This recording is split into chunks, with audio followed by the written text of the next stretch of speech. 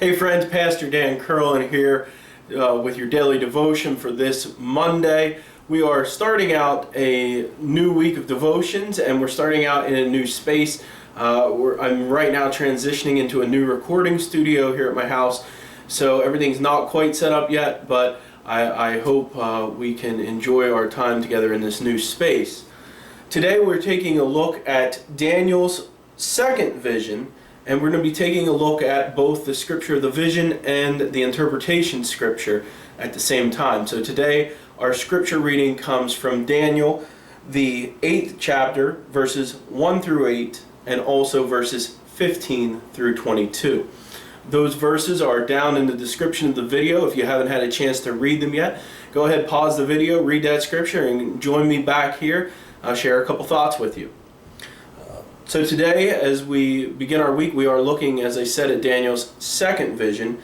And in this vision, we immediately see that animal imagery that we become so accustomed to in the book of Daniel. This time, we see a ram. And this ram is used to represent one of the kingdoms of the world. It is representing, again, the Medo-Persian Empire. That's why we see in the description of it that there are two horns, with one horn being more prominent than the others.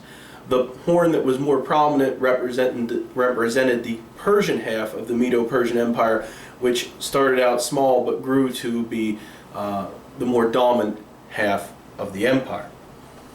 So as that's happening, a goat appears, and the goat here represents the Greek Empire, which would ultimately come in, led by Alexander the Great, and conquer the Medo-Persian Empire. So the goat goes, and the goat attacks the ram, just like Alexander the Great and the Greeks are going to attack and overpower the Medo-Persians. The goat's horns break off, representing the death of Alexander the Great, and four horns rise up into place, and this represents the four generals that will come to power following the death of Alexander the Great. We didn't hear a whole lot of new information here today. This is much the same as the information that we've heard in the past from other visions and other dreams.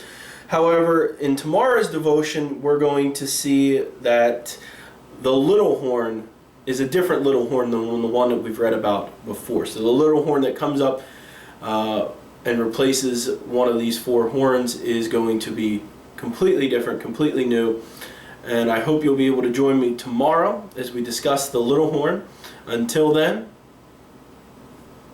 do no harm, do good, stay in love with God, my friends.